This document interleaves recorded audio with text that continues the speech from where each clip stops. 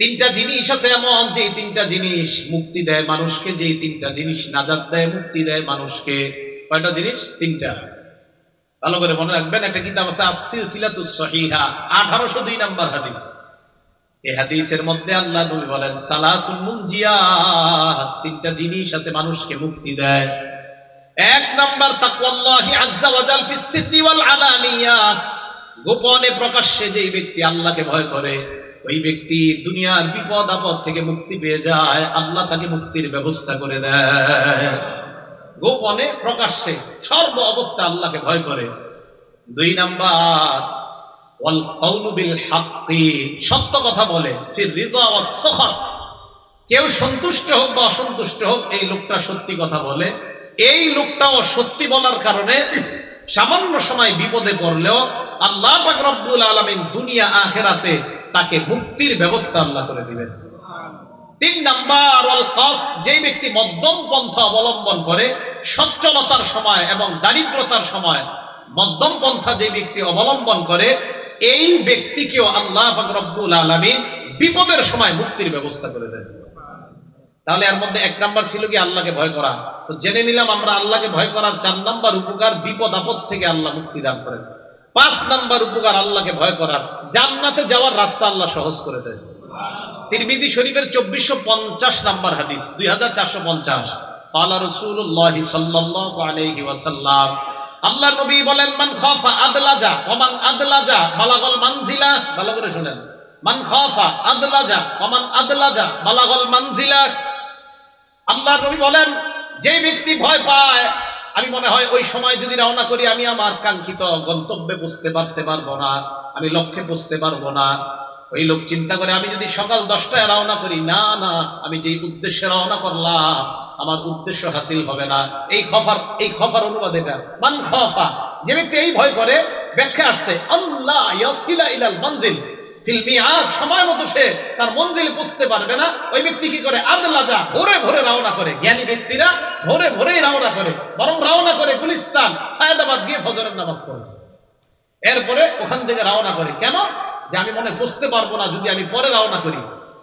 এখন দেখেন নবীজি কি বলেন, ওমান আদলাজা বালাগাল মানজিলা, আর যে ব্যক্তি ভোরে ভোরে রওনা করে ওই ব্যক্তি তার কাঙ্ক্ষিত গন্তব্যে পৌঁছে যায়। এই হাদিস থেকে একটা শিক্ষা আমাদের, আমরা কোথাও রওনা করলে ভোরে ভোরে রওনা করা, সুবহানাল্লাহ, তাহলে সুন্দরভাবে পৌঁছা যায়। আমি কিন্তু আপনার সাধারণত আপনারা বিভিন্ন সফরে নেন দিকে অন্য সময় রওনা করতে হয়, সাধারণত বাড়িতে বা আমার কোনো কাজে আমি রওনা করলে রাত 2টা-3টা বাজে আলহামদুলিল্লাহ আমার ওই গন্তব্যে আমি রওনা করি, একদম চুপে চুপে জ্যাম মুক্ত ভাবে, কেউ না জানে আর সহজে গন্তব্যে পৌঁছে যাই। আর হুজুরা জেনে বসে জিজ্ঞাসা করে আপনি আমি তো জ্যাম মুক্ত ভাবে আইসা বলছি। আরে কখন গেলেন? আমি তো ভাই ভোরে ভোরে চলে আসছি।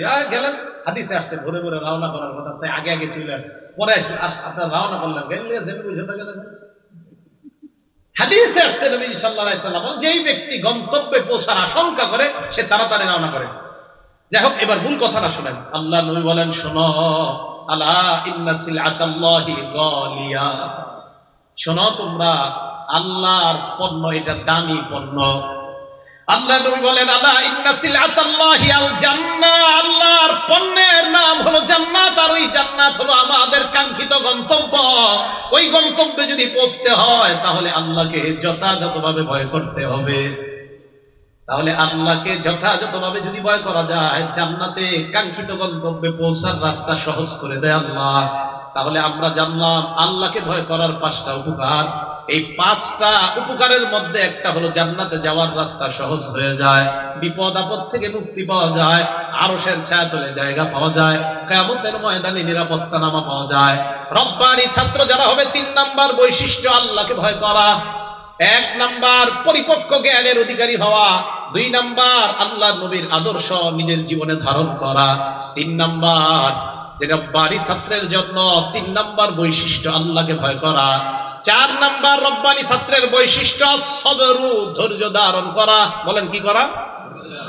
ধৈর্য 3 প্রকার। বলেন ধৈর্য কয় প্রকার? 1 নাম্বার সবরু আলাল বালাই ওয়াল মুসাইব, বিপদ আপদে ধৈর্য ধারণ করা। 2 নাম্বার সবরু আলাত তাআ, আনুগত্য করতে গিয়ে ধৈর্য ধারণ করা, বিপদ আপদে ধৈর্য বুঝি। 2 নাম্বার আনুগত্য করতে গিয়ে ধৈর্য ধারণ করা। নামাজে আপনি দাঁড়াইলেন, ইবলিস বারবার আপনাকে ধোঁকা দিতে চায়, আপনি ধৈর্যের সাথে ইবলিসের মোকাবেলা করা, এই যে আনুগত্যে ধৈর্য, আনুগত্যে ধৈর্য। ওয়াজে এখন বসে আছেন আপনারা, মাঝখানের 2-1 ইবলিস কয় আরে আর কত গরম লাগতেছে ওডেনতে, শেষে একজন আল্লাহওয়ালা পীর সাহেব আসবেন, তো এখন আব্দুল হাফিজ সাহেব হুজুর আসবেন, তো হুজুর এসে মুনাজাত করবে, কথা বলবে দামি দামি কথা। এখন আপনাদেরকে এই দামি কথা না শোনায় ইবলিস মাঝখানে 2-1 বলতেছে এই ওট ওট। তাহলে এই যে পয়সা দিচ্ছেন, ধৈর্যের প্রয়োজন আছে না নাই? হ্যাঁ, এটা আনুগত্যের ধৈর্য। 2 নাম্বার সবরু আলা তাআ, আনুগত্যে ধৈর্যশীল হওয়া। 3 নাম্বার সবরু আলাল মাসিয়া অথবা সবরু আলাল ইজতিনাবি আনিল মাসিয়া, গুনাহ থেকে বেঁচে থাকার জন্য ধৈর্য ধারণ করা। গুনাহ থেকে বাঁচানোর কিন্তু বহুত ধৈর্যের প্রয়োজন। ইবলিস বারবার কয় আরে একটু দেখ, আরে একটু দেখ, সাইফুল্লাহ হাকিম সাহেব বয়ান করছে, তো কি হয়েছে, নাটক সিনেমা না দেখতে গেছে, আজকে শেষ দেখ, হুজুরে কালকে গিয়ে কবি হুজুর শেষবারের মতো গতকালকে দেখ, এইভাবে আপনাকে দেখাইতে চান, তখন আপনি বলবেন না না না, ইবলিসে বলবেন না দেখবো না। এই গুনাহ থেকে বাঁচার জন্য ধৈর্যের প্রয়োজন আছে না নাই? এই হলো 3টা ধৈর্য, 3 প্রকার। 1 নাম্বার বিপদে ধৈর্য ধারণ করা, 2 আনুগত্য করার ক্ষেত্রে ধৈর্য ধারণ করা, 3 নাম্বার গুনাহ থেকে বাঁচার জন্য ধৈর্য ধারণ করা। তো বলতেছিলাম রব্বানি ছাত্র যারা হবে তাদের 4র্থ বৈশিষ্ট্য ধৈর্য ধারণ করা। এখন এই মাদ্রাসার ছাত্রদেরকে আমি বিশেষভাবে জিজ্ঞাসা করব, এই মাদ্রাসায় যারা পড়বো ইনশাআল্লাহ আমাদের কাঙ্ক্ষিত গন্তব্যে পৌঁছার জন্য ধৈর্যের প্রয়োজন আছে না নাই? তো বাস রব্বানি ছাত্র, জামিয়া রব্বানিয়ার ছাত্ররা যদি রব্বানি আল্লাহ ওয়ালা হতে চায়, 4র্থ বৈশিষ্ট্য অর্জন করতে হবে, ধৈর্যের সাথে পড়াশোনা করে কাঙ্ক্ষিত গন্তব্যে পৌঁছতে হবে। তাহলে 4 নাম্বার ধৈর্য ধারণ করা। সূরা আনকাবুতের 2 নাম্বার আয়াতে আল্লাহ বলেন আহাসিবান নাস আইয়ুতরাকু আইয়াকুলু আমান্না ওয়া হুম লা ইফতানুন।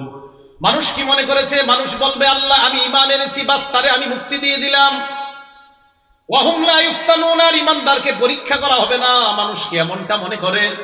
ঈমান আনছো তো পরীক্ষার জন্য তুমি প্রস্তুত হয়ে যাও। ঈমান যারা আনছি পরীক্ষা দিতেই হবে, পরীক্ষার মধ্যে পড়তেই হবে।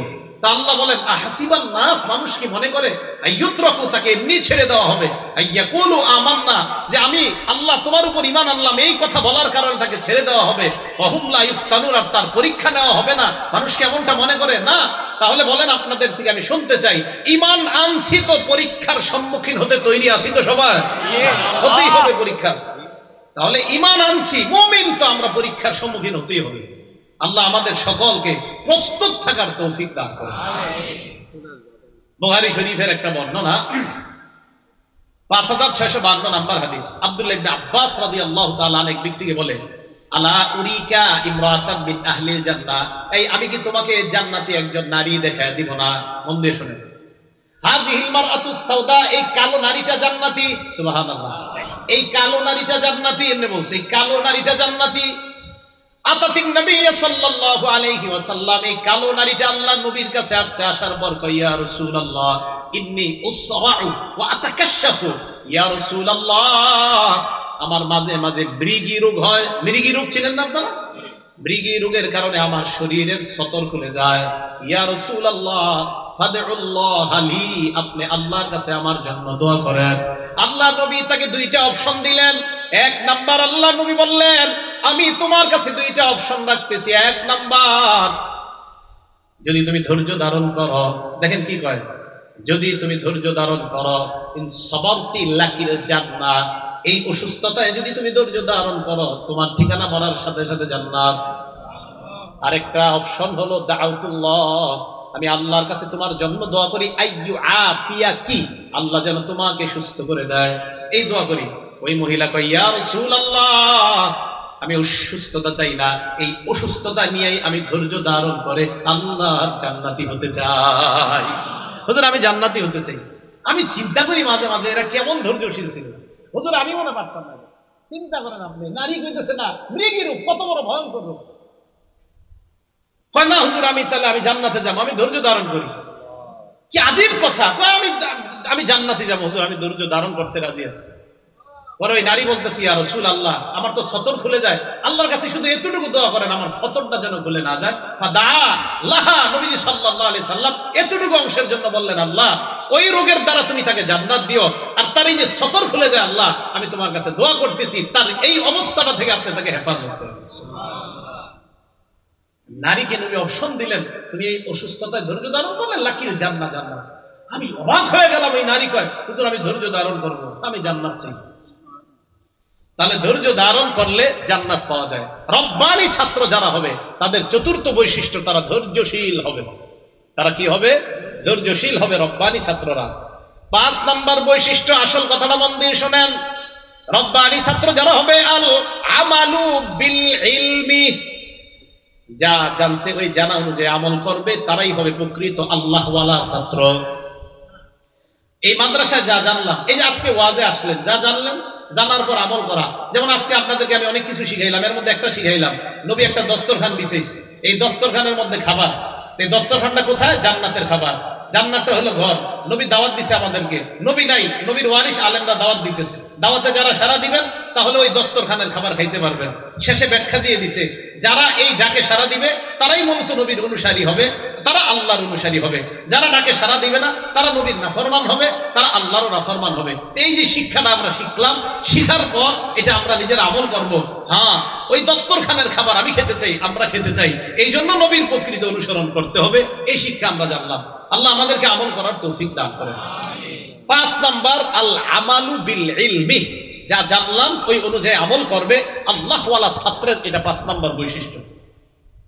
এই ব্যাপারে আপনাদেরকে একটা হাদিস শোনাই, তিরমিজি শরীফের 2417 নাম্বার হাদিস।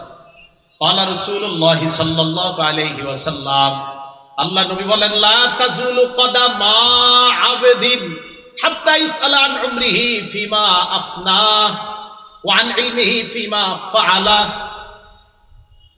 ওয়া আন মালিহি মিন আইনা ইকতাসাবা ফিমা আনফাকা ওয়া আন জিসমিহি ফিমা আবলা। 4টা প্রশ্নের উত্তর না দেওয়ার আগে আদম সন্তানের 2 পা সামনে নড়বে না। কিয়ামতের ময়দানে আদম সন্তান কোন বান্দার 2 পা একটু নড়বে না 4টা প্রশ্ন না দেওয়া ছাড়া। 1 নাম্বার, আন উমরিহি ফিমা আফনা, জীবন সম্পর্কে জিজ্ঞাসা করা হবে, জীবন কোন কাজে ব্যয় করেছ। 2 নাম্বার, আন ইলমিহি ফিমা ফাআলা, ইলম সম্পর্কে জিজ্ঞাসা করা হবে, ইলম কি কাজে লাগাইছো। 3 নাম্বার জিজ্ঞাসা করা হবে, ওয়ান মালিহি মিন আইনা ইকতাসাবা ফিমা আনফাকা, তোমার সম্পদ কোত্থেকে কামাই করেছো, কোথায় খরচ করেছো। হালাল পথে কামাই করেছো, হালাল খাতে ব্যয় করেছো কিনা, হালাল পথে কামাই করেছো কিনা, হালাল পথে উপার্জন করেছো কিনা, হালাল খাতে ব্যয় করেছো কিনা, প্রশ্ন হবে 3 নাম্বার। 4 নাম্বার, ওয়ান জিসমিহি ফিমা আবলা, শরীর সম্পর্কে জিজ্ঞাসা করা হবে, এই শরীর কোথায় ধ্বংস করেছো। রাতে দরজা লাগিয়ে মা বাবার আড়ালে তুমি তোমার জীবনের যৌবনের উপর কোন অত্যাচার চালিয়েছো কিনা, কিয়ামতের ময়দানে আল্লাহর কাছে জবাবদিহিতা করতে হবে। জিসমিহি ফিমা আবলা, জীবন শরীর ধ্বংস করেছে কিনা কোন সন্তান, এটার জবাবদিহিতা আল্লাহর কাছে করতে হবে। তাহলে 2 নাম্বার, ইলম, এলেমর প্রশ্ন করা হবে, এই এলেম অনুযায়ী আমল করছো কিনা। রব্বানি ছাত্র, আল্লাহওয়ালা ছাত্রের 5 নাম্বার বৈশিষ্ট্য এলেম অনুযায়ী আমল করা। তাহলে আমি আবার সংক্ষেপে বলি, 1 নাম্বার আল্লাহওয়ালা ছাত্রের বৈশিষ্ট্য পরিপক্ক আলেম হওয়া, আর এটার ব্যাখ্যা দিছিলাম। 2 নাম্বার বৈশিষ্ট্য নবীর সুন্নাহকে আঁকড়ে ধরা। 3 নাম্বার বৈশিষ্ট্য আল্লাহকে ভয় করা, আল্লাহরে ভয় করার 5 উপকারিতা আলোচনা করেছি। 4 নাম্বার বৈশিষ্ট্য আল্লাহওয়ালা ছাত্রের ধৈর্য ধারণ করা, এটা 3 প্রকার ব্যাখ্যা করলাম। 5 নাম্বার বৈশিষ্ট্য যে আল্লাহওয়ালা ছাত্র হবে, তার 5ম বৈশিষ্ট্য হলো এলেম অনুযায়ী আমল করা। এই 5 বৈশিষ্ট্যে গুণান্বিত হয়ে সকলকে আল্লাহ রব্বানি ছাত্র হওয়ার তৌফিক দান করেন, সকলে বলেন আমিন। এই গেল মাদ্রাসার প্রথম অংশের ওয়াজ। মাদ্রাসার নাম কি? জামিয়া রব্বানিয়া, এটা হলো প্রথম অংশ। এবার হলো দারুস সুফা, দ্বিতীয় অংশের ওয়াজ। কোন অংশ? দ্বিতীয় অংশ। এটা গেল জামিয়া রব্বানিয়ার ওয়াজ। তাহলে দারুস সুফা তো বাকি রয়ে গেল। সুফা মানে হলো আঙ্গিনা, চত্বর। বলেন সুফা অর্থ কি? চত্বর। দারুস সুফা এটার নাম। বাকি সুফার অংশটা শোনেন আগে। সুফা মানে চত্বর। আল্লাহ রাসূল সাল্লাল্লাহু আলাইহি সাল্লামের মসজিদে নববীর একটা কোনা, একটা চত্বরের মধ্যে 70-80 জন সাহাবা এরা বসে থাকতো। নবীজির থেকে ওনারা কোরআন সুন্নাহ শিক্ষা গ্রহণ করতেন, নবীজির ছাত্র ছিলেন। তারাই হলো ইসলামের ইতিহাসে প্রথম আবাসিক ছাত্র। সুবহানাল্লাহ। কি ছাত্র? আবাসিক। হ্যাঁ, আবাসিক ছাত্র। এদেরকে ইতিহাসে বলা হয় আসহাবুস সুফা। এবার দেখেন, আসহাব মানি ওয়ালা, সুফা মানে চত্বর, তাহলে আসহাবু সুফা মানে চত্বরওয়ালা, চত্বরের অধিবাসী।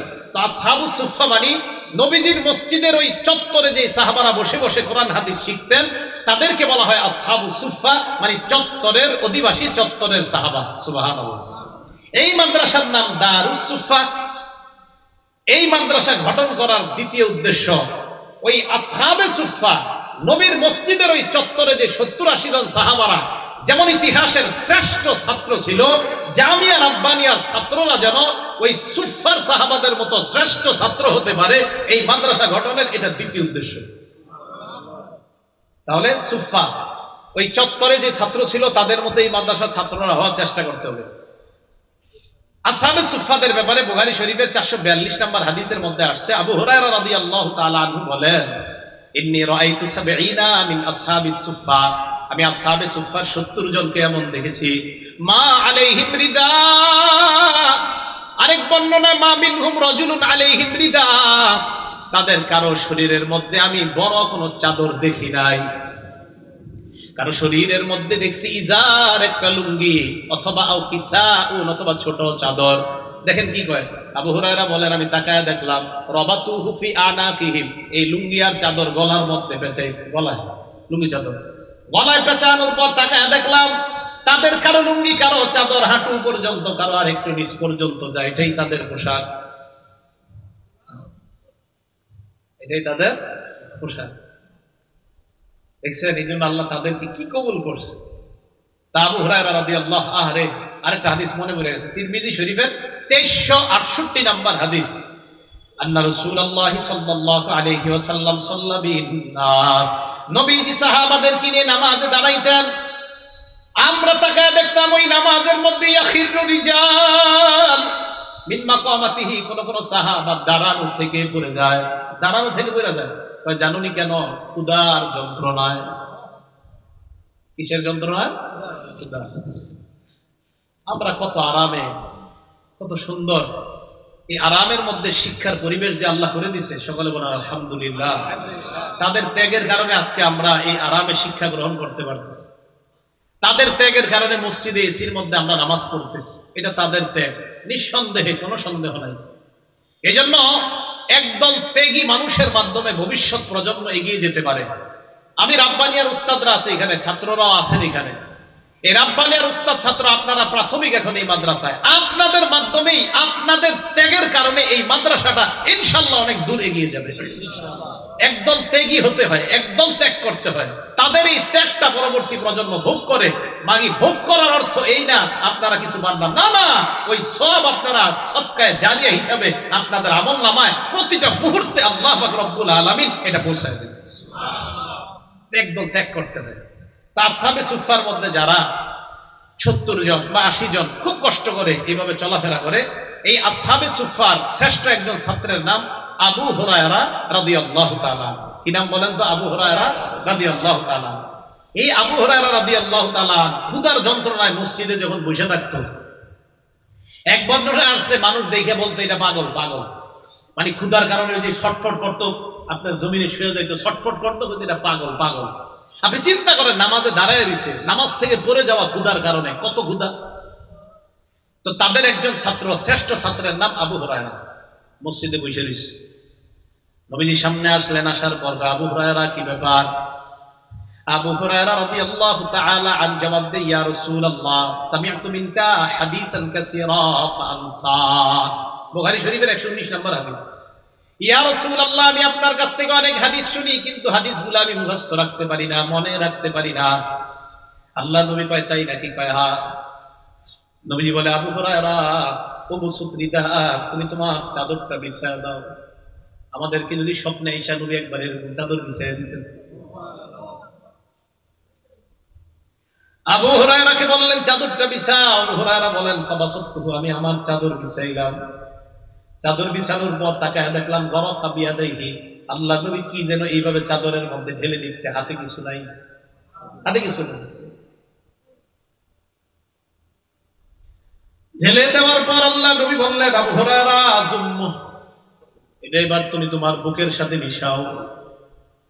আবু হুরায়রা বলেন, জমানতুহু, আমি ওই চাদরটা আমার বুকের সাথে এইভাবে আমি মিশাইলাম।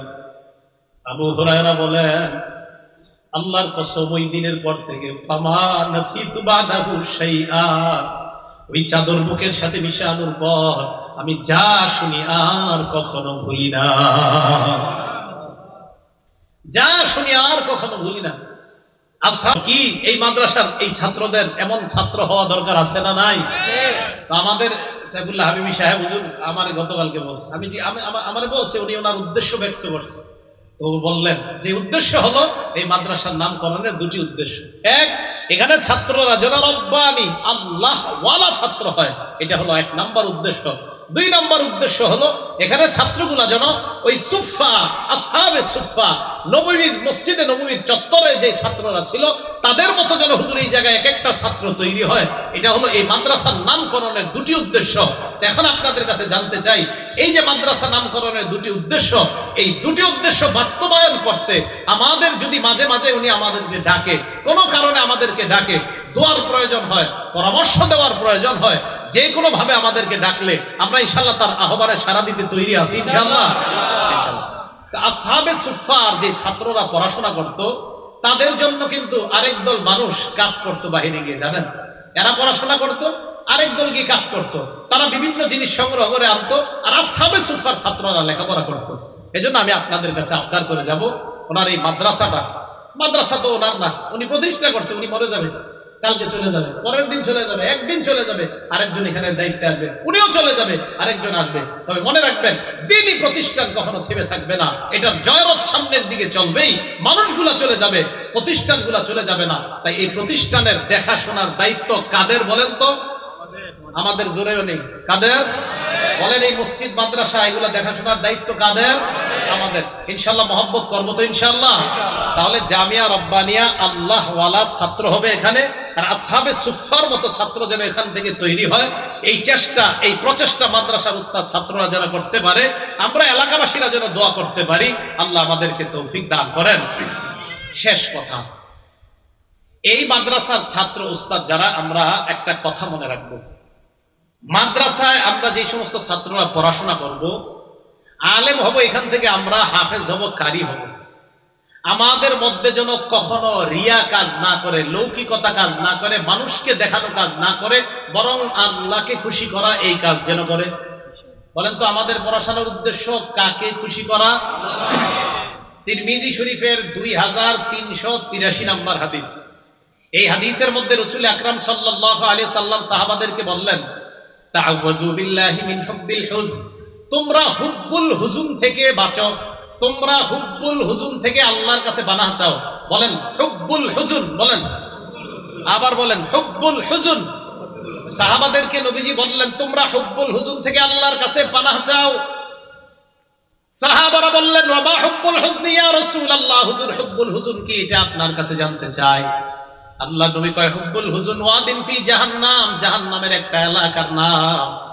তাতাআওয়াযু বিনহু জাহান্নাম কুল্লা ইয়াউমিন মিআতা মাররা, জাহান্নাম ওই এলাকা থেকে 2 দিন আল্লাহর কাছে 100 বার পানাহ চায়।